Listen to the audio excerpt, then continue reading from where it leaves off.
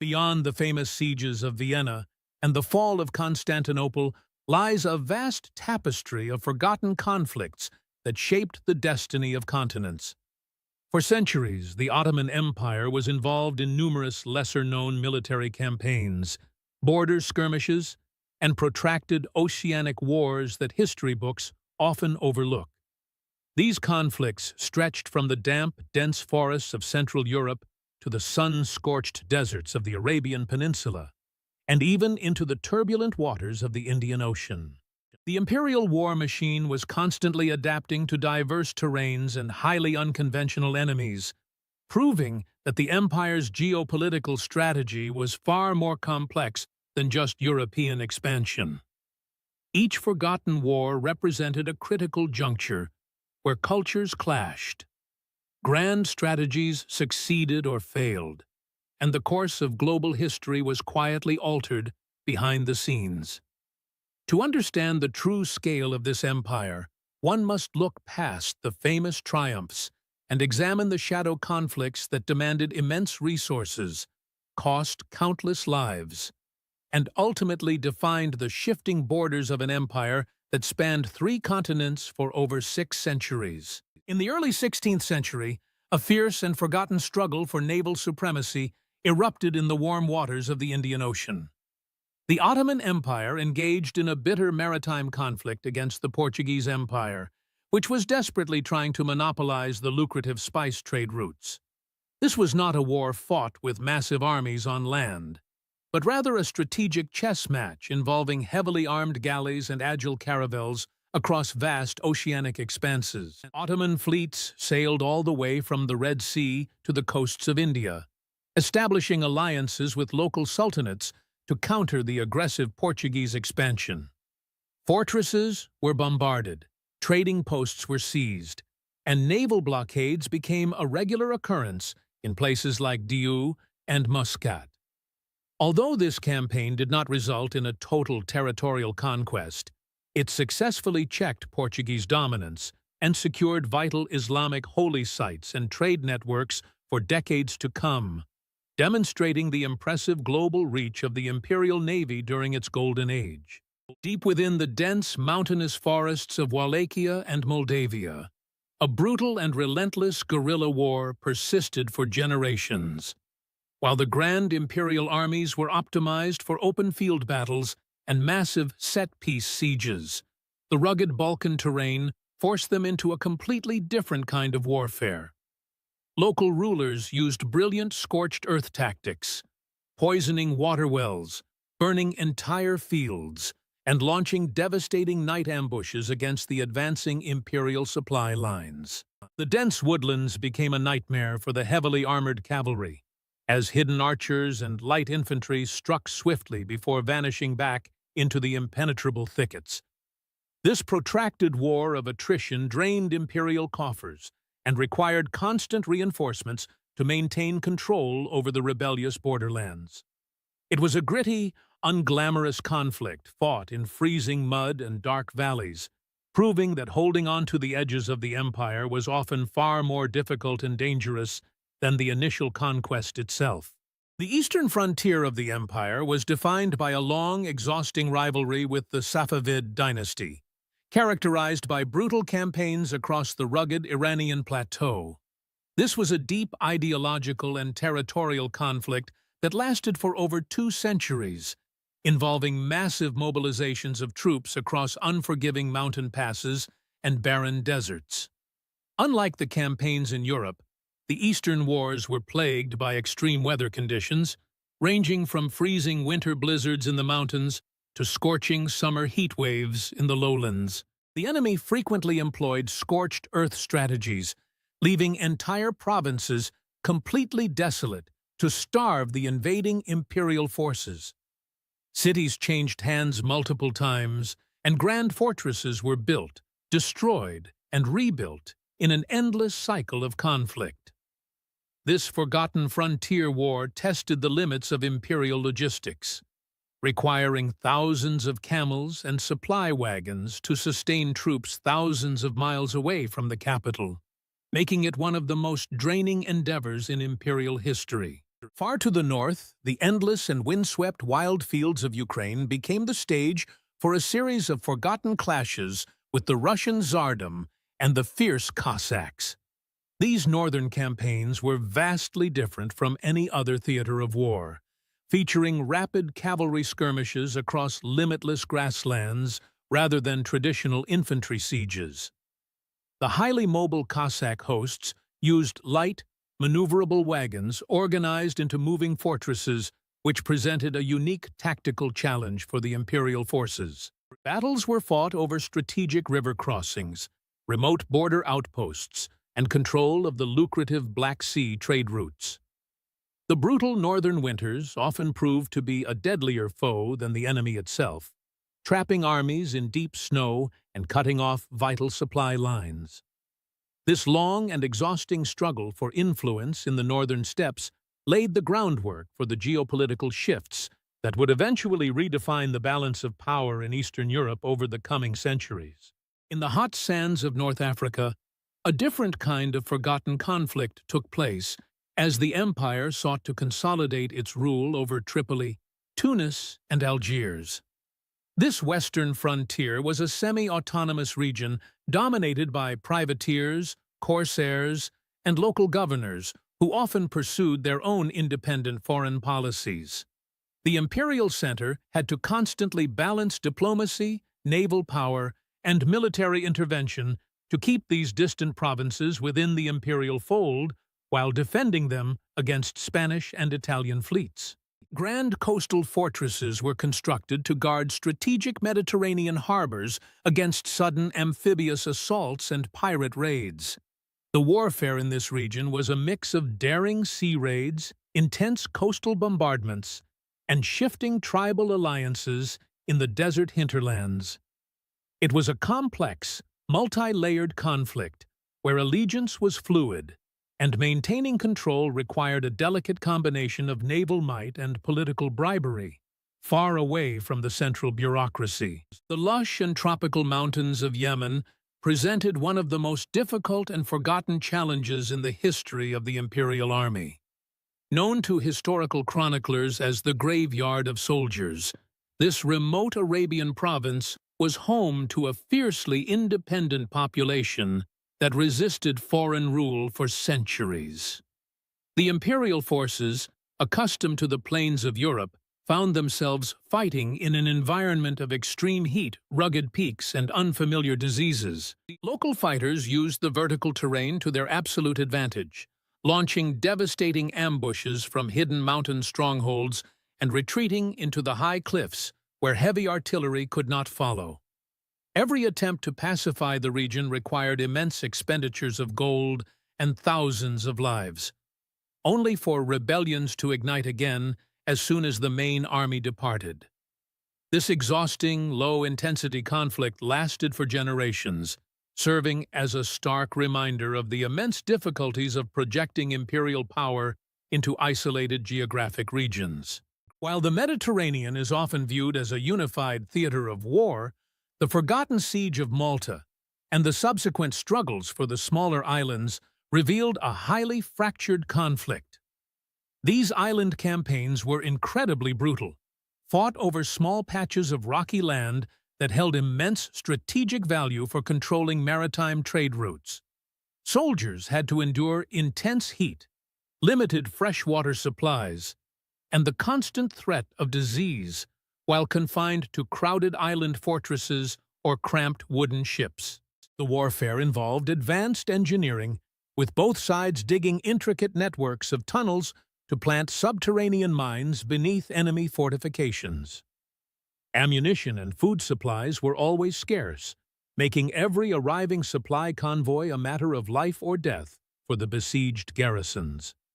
These intense island conflicts showed that control of the Mediterranean was not won through grand naval battles alone, but through the gritty, exhausting determination of soldiers holding remote rocky outposts. The swampy and treacherous Danube Delta was the scene of numerous forgotten riverine campaigns that were critical to the defense of the northern borders.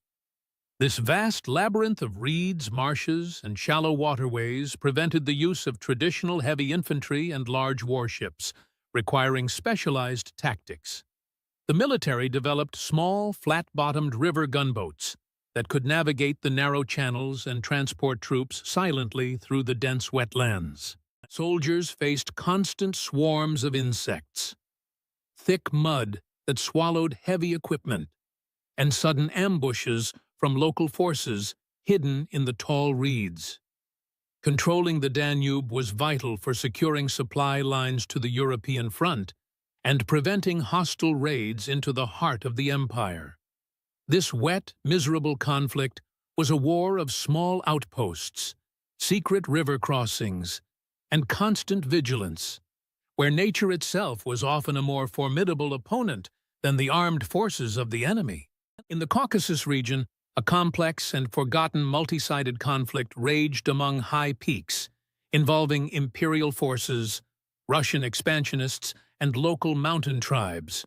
This was a land of shifting allegiances, where deep valleys isolated different ethnic groups, each fiercely protective of their independence and distinct way of life. The imperial strategy relied on building alliances with local chieftains and constructing chains of small fortresses to guard the strategic mountain passes against northern incursions. The fighting was characterized by sudden, violent raids, winter blockades, and treacherous mountain warfare, where a single misstep meant falling into a deep abyss. This region was a critical buffer zone, and the forgotten wars fought here were essential for protecting the imperial territories in Anatolia from being outflanked, making the frozen peaks of the Caucasus a vital yet frequently overlooked theater of global imperial strategy. The warm waters of the Red Sea witnessed a critical yet largely unrecorded naval campaign aimed at protecting the sacred pathways of pilgrimage from foreign interference. European powers, particularly the Portuguese, sought to penetrate this closed sea to disrupt trade and project power into the heart of the Islamic world. The imperial response was swift and decisive, involving the construction of specialized shipyards in Suez to build a dedicated Red Sea fleet. This conflict was fought along coral reefs, shallow bays, and arid desert coastlines where fresh water was more valuable than gold. Imperial sailors and soldiers had to adapt to extreme temperatures and treacherous navigation conditions to defend key port cities like Jeddah and Aden.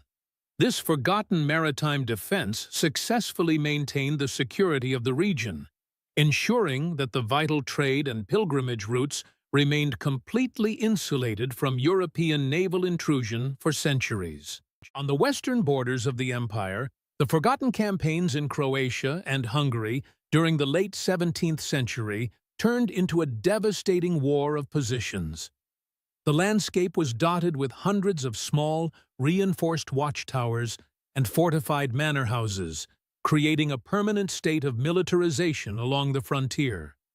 This was a conflict of endless border raids, livestock rustling, and small-scale skirmishes that devastated the local economy, but rarely made headlines in distant capitals. Soldiers on both sides lived in a state of constant readiness, waiting for the beacon fires that signaled an impending enemy incursion across the river borders. The war here was deeply personal and brutal, fought by local frontiersmen who knew the terrain intimately and gave no quarter to their opponents, transforming the beautiful rolling hills into a scarred and heavily fortified zone of perpetual conflict. The forgotten war for the island of Crete was one of the longest and most exhausting sieges in human history, lasting for over 2 decades. The conflict pitted the imperial forces against the Republic of Venice in a monumental struggle for dominance over the eastern Mediterranean trade networks.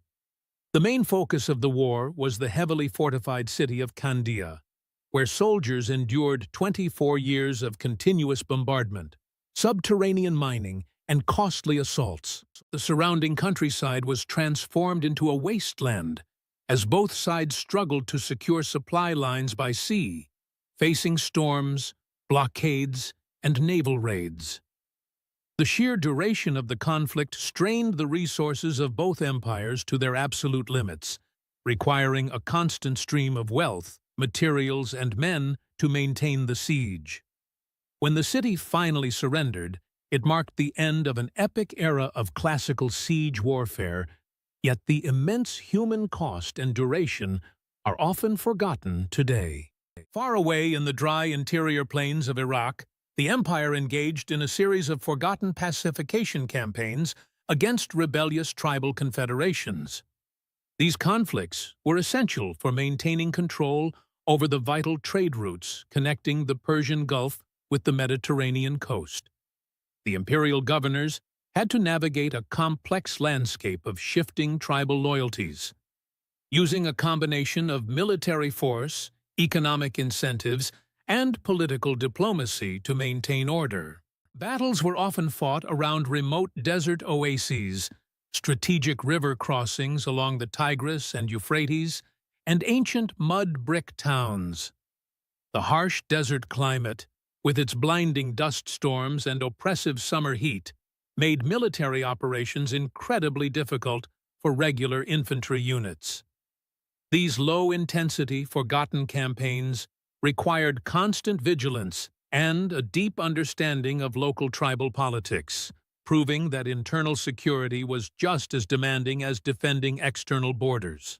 The northern shores of the Black Sea were the site of the forgotten Azov campaigns, where imperial forces clashed with the rising power of the Russian Tsardom. The strategic fortress of Azov, located at the mouth of the Don River, was the gateway to the Black Sea and a critical point of geopolitical friction. The warfare here involved a mix of heavy artillery bombardments, naval blockades, and complex engineering works, as both sides sought to control the vital waterway. Winters in this region were incredibly severe, freezing the river solid and turning the surrounding landscape into a barren, icy wasteland that made supply operations a logistical nightmare.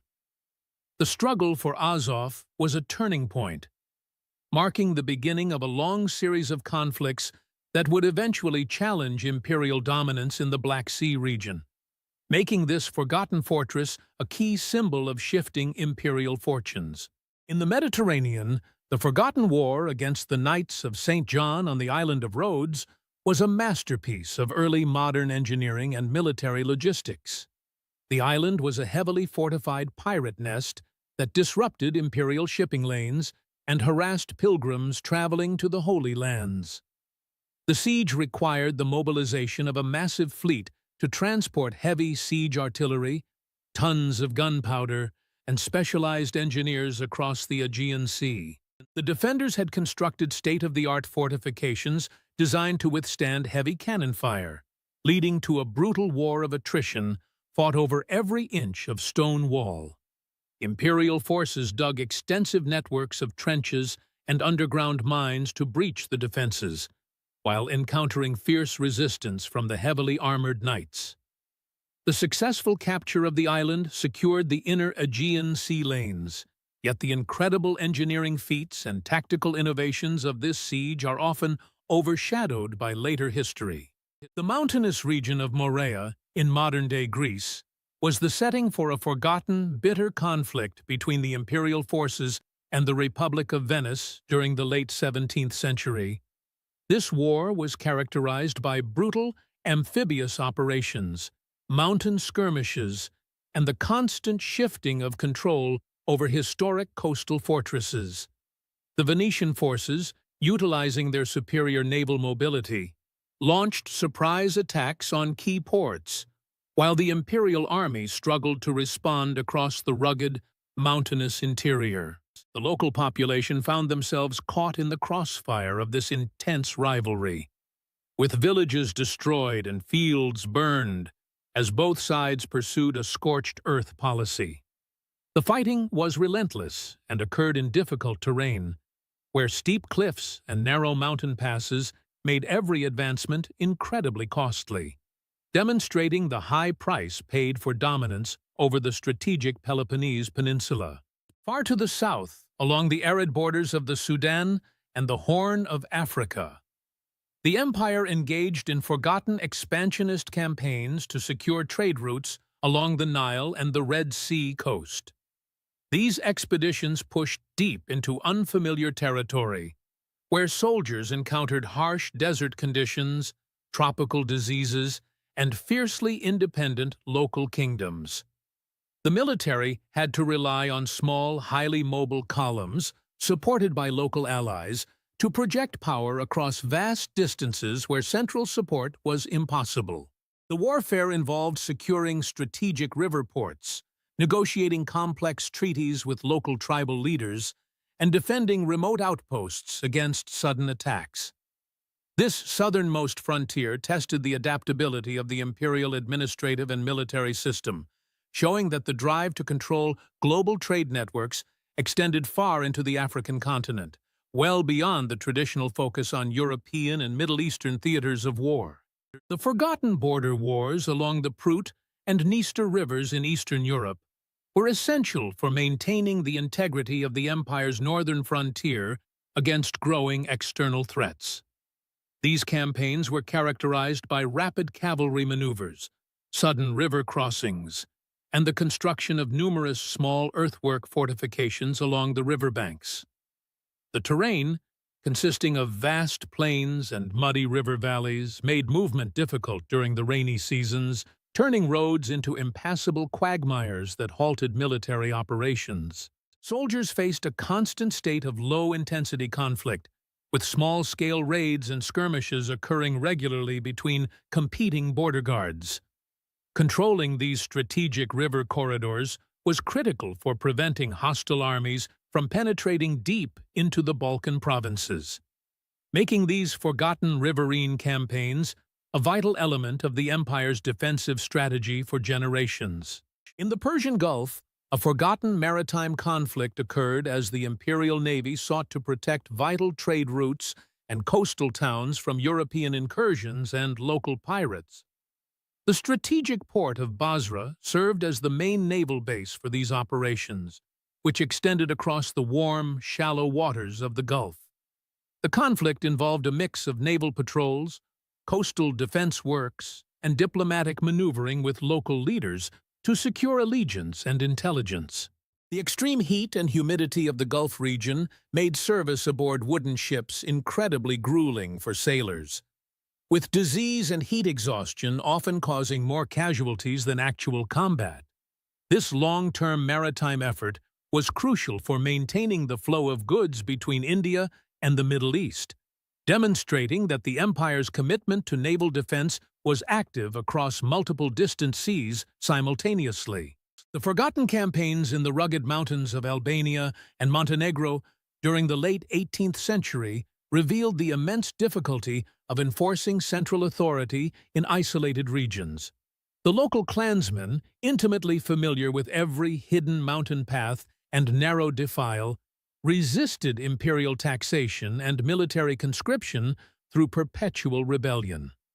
The imperial forces were forced to conduct difficult counterinsurgency operations in terrain where heavy artillery and large cavalry formations were completely useless. Battles were fought over small stone villages perched on mountain peaks and strategic bridges spanning deep river gorges. The warfare was brutal and uncompromising, with both sides executing sudden ambushes and reprisal raids that left deep scars across the beautiful alpine landscape, illustrating the heavy cost of trying to maintain order on the restless fringes of the empire. The forgotten struggle for control of the western Black Sea coast involved a series of intense naval and land operations aimed at securing vital shipping lanes to the capital. The conflict centered around strategic fortresses like Ochakov and Silistra, which guarded the mouths of major rivers and key maritime trade routes. The warfare featured heavy artillery duels between coastal batteries and warships, as well as complex amphibious landings along the sandy beaches and shallow lagoons. Winters were exceptionally harsh, freezing the coastal waters and forcing armies into cold winter quarters where survival became the primary objective. This long-term defensive effort was essential for ensuring a steady supply of grain, timber, and livestock to the imperial heartland, making these forgotten coastal conflicts critical to the economic survival and stability of the entire empire. Deep within the arid interior of Anatolia, forgotten internal conflicts and rebellions occasionally threatened the stability of the empire from within. These uprisings, often led by disaffected local governors or charismatic religious leaders, required the mobilization of large central armies to restore imperial order. The fighting took place across vast, dusty plains and rugged mountain passes, disrupting agriculture and trade along vital caravan routes. The imperial response was often swift and harsh, aimed at projecting absolute authority and preventing unrest from spreading to neighboring provinces. These forgotten internal wars showed that the empire had to constantly defend itself not only from foreign enemies on distant frontiers, but also from internal fractures that challenged the central authority of the state, requiring a delicate balance of military might and political pacification. The forgotten campaigns in the Banat region, along the borders of modern-day Romania and Serbia, were a critical part of the long-term struggle for Central Europe. This territory, characterized by dense forests, extensive marshes, and numerous small rivers, was heavily fortified with networks of earthworks and small stone forts. The military operations here involved intricate maneuvering to secure strategic river crossings and cut off enemy supply lines through the dense woodlands. The warfare was slow and methodical, with both sides relying heavily on engineering units to build bridges, dig trenches, and construct defensive positions. The constant state of conflict left the region heavily militarized and depopulated, turning the fertile plains into a scarred borderland, where the daily reality for soldiers was one of constant vigilance, hard physical labor, and endless mud. In the Aegean Sea, a forgotten war of attrition was fought against elusive pirate fleets and privateers who preyed on imperial commerce and coastal settlements. This conflict was not characterized by grand naval engagements, but rather by endless patrols, hidden ambushes in secluded bays, and sudden raids on island hideouts. The Imperial Navy had to employ small, fast galleys capable of navigating the shallow waters and narrow channels between the numerous rocky islands. Local populations lived in constant fear of sudden coastal raids, constructing watchtowers and moving their villages inland to high, hidden locations for protection. This low-intensity maritime conflict required decades of constant vigilance and naval presence to secure the vital sea lanes connecting the Aegean Islands with the wider Mediterranean trade network, proving that security was a continuous struggle. The forgotten campaigns along the borders of Georgia and Circassia in the northern Caucasus were essential for securing the empire's northeastern frontier against external encroachment. This rugged region, characterized by deep forested valleys and high mountain passes, was home to various independent principalities and tribal groups. Imperial strategy focused on building strong alliances with local elites, constructing fortified trade outposts, and managing the delicate balance of regional politics. The warfare was highly fragmented, consisting of small-scale expeditions, sudden mountain skirmishes, and long blockades of remote strongholds. The challenging terrain and unpredictable weather conditions made military coordination extremely difficult, requiring local commanders to operate with a high degree of independence to protect imperial interests and maintain stability along this critical geopolitical border. Far to the west, the forgotten naval blockades and skirmishes along the coast of Dalmatia played a critical role in the wider struggle for Mediterranean dominance. The narrow Adriatic Sea became a highly contested zone, with imperial fleets and Venetian warships constantly maneuvering to control strategic ports and island channels. The warfare involved daring night raids on coastal supply depots, cutting off enemy shipping lanes and bombarding stone fortifications that guarded harbor entrances. Sailors had to navigate treacherous coastal currents and sudden autumn storms while remaining vigilant against hidden enemy vessels in the numerous bays. This long-term maritime pressure was essential for protecting the Balkan provinces from amphibious invasion and ensuring that the empire maintained a powerful strategic presence along the contested borders of Western Europe. The final chapter of these forgotten wars looks back at the immense, quiet endurance of the millions of soldiers, sailors, and civilians who lived and died along the shifting frontiers of the empire. These lesser-known conflicts did not always result in grand territorial gains or spectacular victories, but they were absolutely essential for maintaining the stability and security of a vast global power for hundreds of years. From the frozen rivers of Europe to the hot sands of Arabia, the true history of the empire was written in the grit, mud, and determination of these forgotten campaigns. By examining these shadow conflicts, we gain a far deeper and more nuanced understanding of an empire that was constantly adapting, surviving, and projecting power across a complex and rapidly changing world, leaving a vast historical legacy that extends far beyond the famous pages of traditional history books. For more hidden history, subscribe and don't forget to like.